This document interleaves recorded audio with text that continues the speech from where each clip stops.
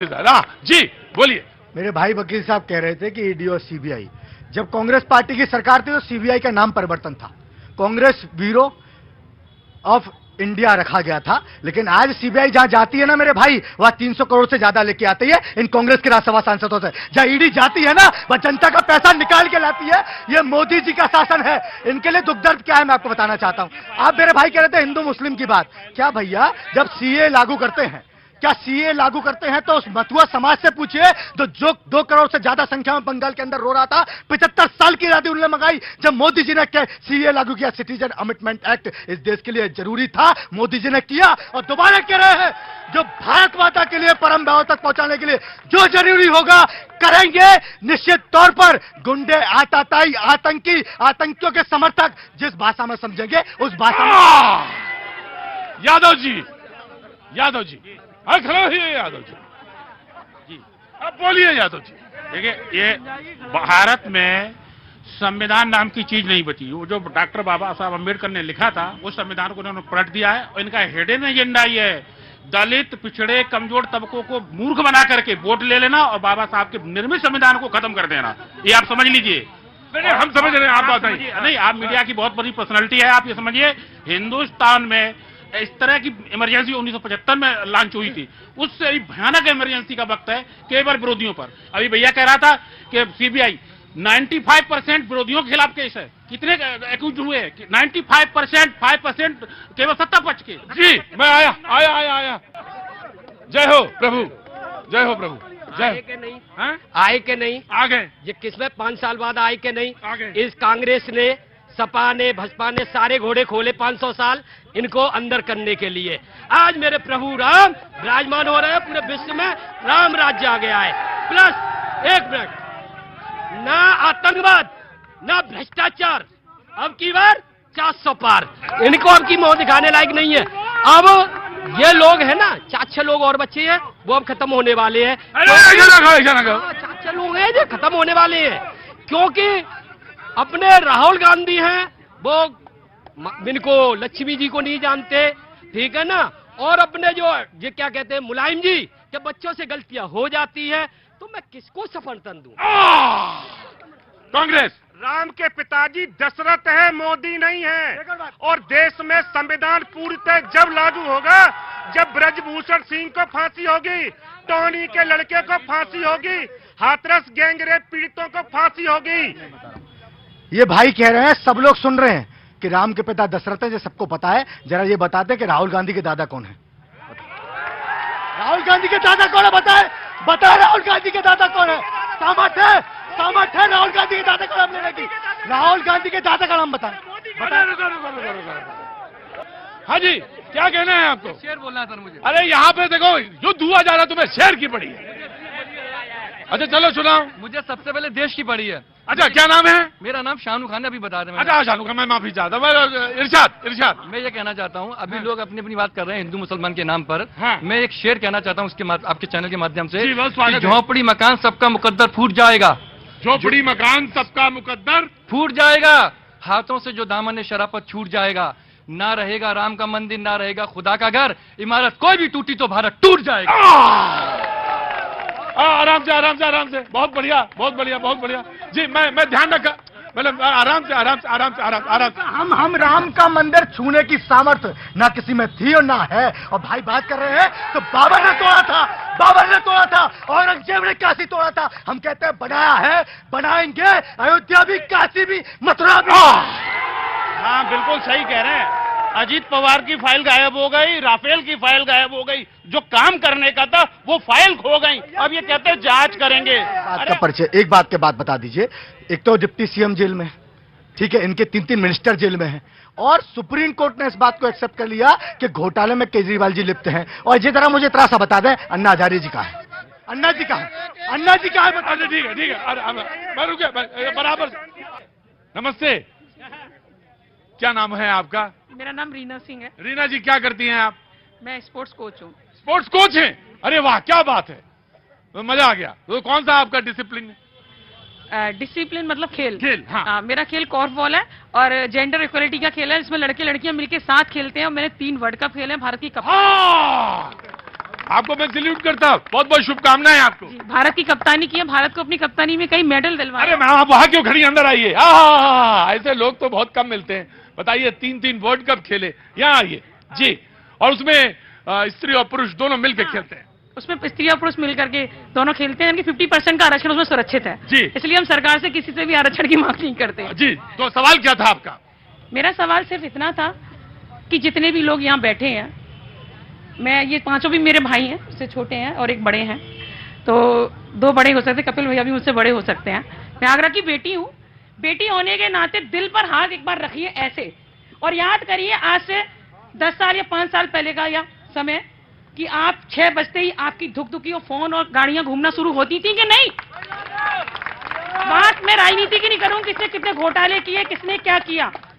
आज आप स्वाभिमान से हम भारतीय हैं ये कह सकते हैं, ये नहीं कह सकते हैं, कुछ भी है, किसी ने क्या किया मुझे इस पर नहीं पढ़ना, लेकिन आज महिलाओं के मामले में अभी 4 दिन पहले 300 रुपए उज्ज्वला में कम की है। एक गरीब महिलाओं का जो 915 जाता था वो 615 बजट आ जाएगा और 100 रुपए जो आम है उसमें जीएसटी करिए, सभी के लिए जीएसटी कम की है, जो उसका बजट जो है 100 रुपए और कम कर दिया। तो ऐसे करके बहुत सी महिलाएं बोल नहीं रही हैं, बहुत सारी बेटी हैं। जी मैं बिल्कुल समझा आपकी बात। कई पुरुषों के हाथ खड़े हो गए। हाँ जी, बिल्कुल जवाब देना है आपको, बिल्कुल सही जवाब देना है आपको। जी बोलिए साहब, क्या मैं आ गया? हाँ जी। आदिवासी महिला को क्यों नहीं बुलाया जाता है जब राम मंदिर का उद्घाटन होता है? तो जब महिला की बात करती है हमारी बहन जी। बिल्कुल, बहुत अच्छा। राष्ट्रपति का नाम? द्रौपदी मुर्मू। अच्छा ठीक, थैंक यू। अरे कहाँ से आ गए सारे लोग? आगरा से। नमस्ते जी। जहाँ तक लोग बेरोजगारी की बात कर रहे हैं, मैं खुला ऑफर दे रहा हूँ, जो यहाँ बेरोजगार है 4 लाख का पैकेज दूंगा और मेरी कंपनी में नौकरी। वैकेंसीज है मेरे पास। इंटरव्यू नहीं नहीं नहीं, क्या मैं आ रहा हूँ। अरे तुमको फुर्सत पहले झंडा पार्टी का उठाने से फुर्सत मिले तो जाओ। आ रहा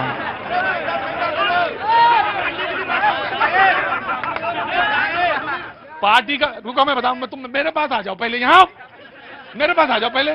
पार्टी का झंडा उठाने से फुर्सत नहीं मिल रही है यहाँ। क्या नाम? पार्टी में झंडा नहीं उठाते। हाँ, क्या नाम तुम्हारा? पहले बिट्टू पंडित नाम है। बिट्टू पंडित। वक्त छोड़ दे ब्रेक का, ब्रेक के बाद में फिर आते होता ऊपर ही है। अंदर आओ। कनॉट प्लेस आते थे ना, वही है ना? हाँ जी, हाँ बोलिए। जब से बीजेपी आई है जुड़ने लगा है भारत, एक दूजे की बाह पकड़कर उड़ने लगा है भारत। ना ही कोई चिंता फिकर है, ना ही कोई डर है, भारत के संसाधन पर सबका हक बराबर है। सबका साथ विकास सभी का, कोई भेद नहीं है, सरकारी मटके में भी अब ज्यादा छेद नहीं है। सारी दुनिया का चक्कर लगा लो, वो जुड़े भारत को फिर जोड़ डालो। सारी दुनिया का चक्कर लगा लो, जुड़े भारत को फिर जोड़ डालो। सारे गठजोड़ बंधन लगा लो, और चाहे जिसकी मिमिक्री बना लो। 24 में होगी मोदी मोदी, चाहे जितना जोर लगा ले हारेंगे सब विरोधी। 24 में जयकारे गूंजेंगे बस मोदी मोदी। अरे नाम भूल गया आपका? राजीव आगरावासी। राजीव आगरावासी। अरे जो पिताजी ने रखा वही बताओ। राजीव कवात्रा। राजीव बताओ बस इतना। राजीव जी, वो राजीव जी तरन्नुम में ना पढ़ा करो, तरन्नुम में ना पढ़ा करो, तहत में पढ़ा करो, सिर्फ वो अच्छा रहता है, वो तहत पढ़ा करो।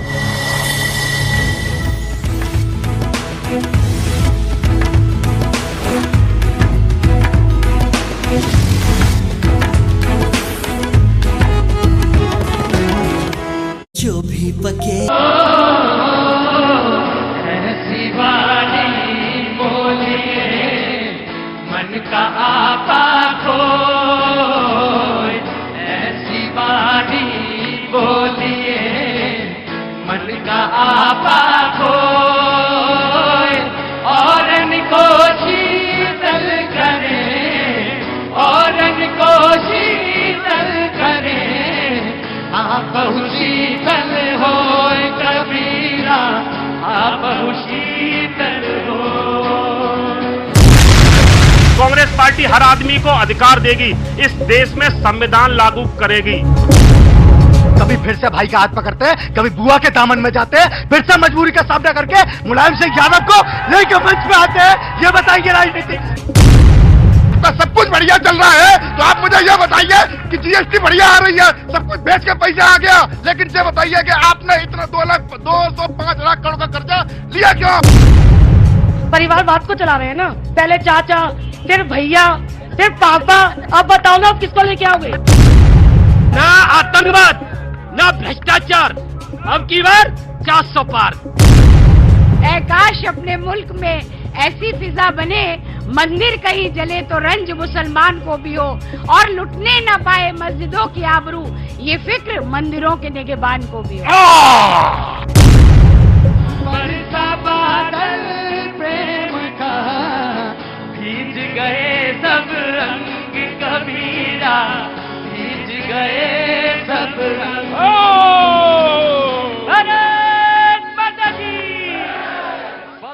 बहुत शुक्रिया, thank you so much. Agra में अपना सुख है, बिल्कुल ब्रज के करीब हैं आप, तो यहां आनंद भी कुछ और है। बहुत बहुत शुक्रिया, थैंक यू सो मच। आज आगरा में बातचीत का सिलसिला जोड़ेंगे वो तमाम सारे लोग जो आज यहां पे मौजूद हैं, उन सबका बहुत बहुत स्वागत है।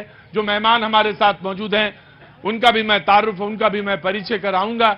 वो तमाम सारे लोग जो आज अपनी बात कहने के लिए आए हैं उनका भी बहुत बहुत स्वागत है, और जो देखने भर सिर्फ आए हैं उनका तो बहुत बहुत स्वागत है।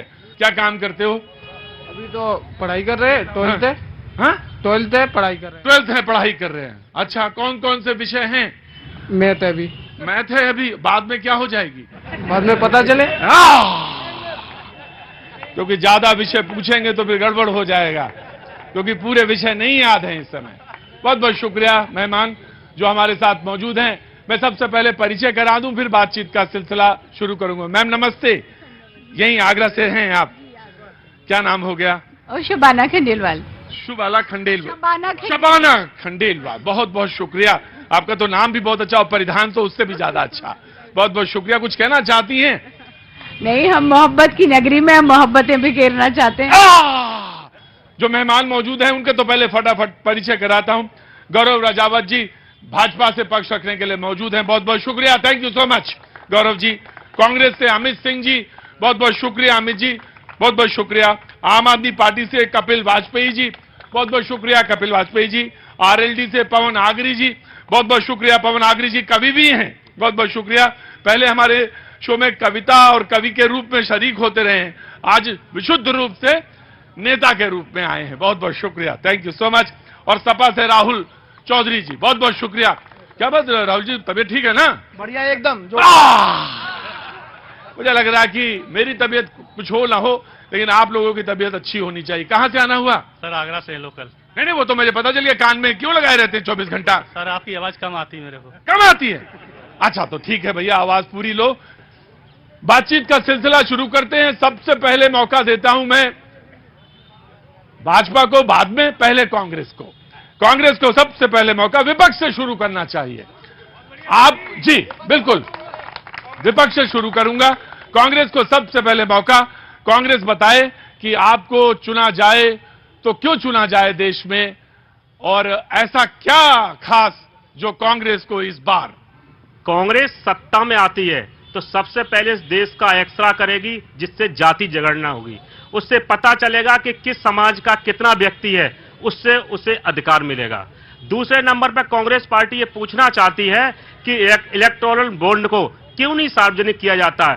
कांग्रेस पार्टी अब तो जमा कर दिया। अरे कांग्रेस पार्टी सवाल करती है कि उसे लिस्ट क्यों नहीं आउट की जाती। कांग्रेस पार्टी सवाल करती है कि पीएम फंड में कितना पैसा जमा हुआ, आम आदमी का पैसा है, उसे कब मालूम पड़ेगा कि हमने कहां चला गया, कहां जा रहा है। कांग्रेस पार्टी बेरोजगारों की बात करती है। कांग्रेस पार्टी इस देश में आम आदमी को अधिकार देगी। कांग्रेस पार्टी सत्ता में आएगी, किसानों को एमएसपी लागू करेगी। कांग्रेस पार्टी हर आदमी को अधिकार देगी, इस देश में संविधान लागू करेगी।